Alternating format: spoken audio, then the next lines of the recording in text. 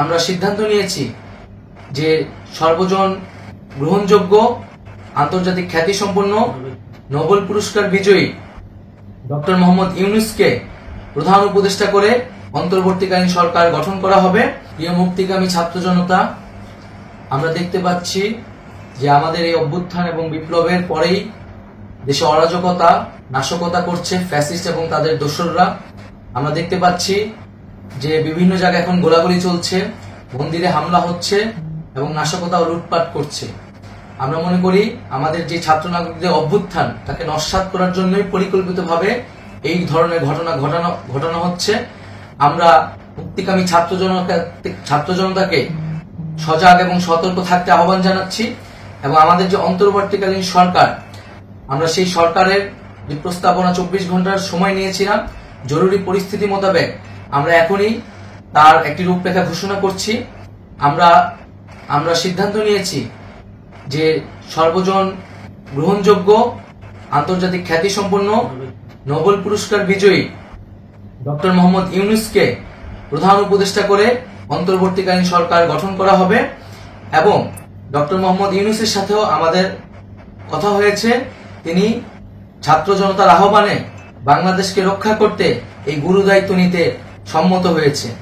আমরা সকালের মধ্যেই আমরা এই সরকার গঠনের প্রক্রিয়া দেখতে চাই। রাষ্ট্রপতির কাছে আহ্বান থাকবে যে দ্রুত সময়ের মধ্যে ডক্টর মোহাম্মদ ইউনূসকে প্রধান উপদেষ্টা করে অন্তর্বর্তীকালীন সরকার গঠন করা হোক এবং এই অন্তর্বর্তীকালীন সরকারের বাকি সদস্যদের নামও আমরা সকালের মধ্যে ঘোষণা করব।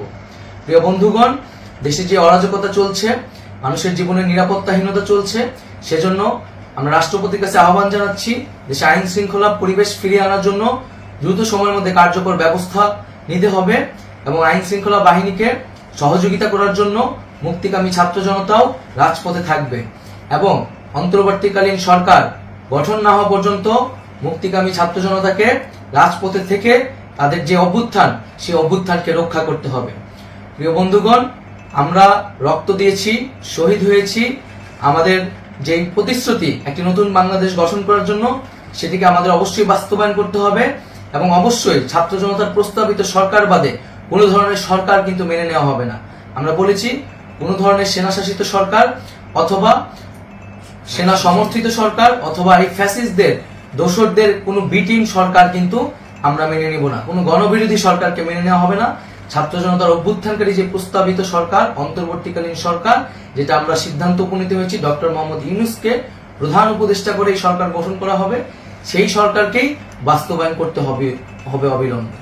আগামীকাল সকাল থেকে সকলকে আহ্বান জানাচ্ছি রাজপথে থাকার জন্য এবং আমাদের যেই সাম্প্রদায়িক সম্প্রীতি এবং রাষ্ট্রীয় সম্পদ রক্ষা কমিটির ঘোষণা হয়েছে বৈষম্যবিরোধী ছাত্র আন্দোলনের নেতৃত্বে, সকল পাড়ায় পাড়ায় এলাকায় এলাকায় সেই কমিটি পাহারায় থাকবে। আমাদের সংখ্যালঘু কমিউনিটিকে আমাদের রক্ষা করতে হবে, রাষ্ট্রীয় সম্পদ এবং এই দেশকে রক্ষা করতে হবে।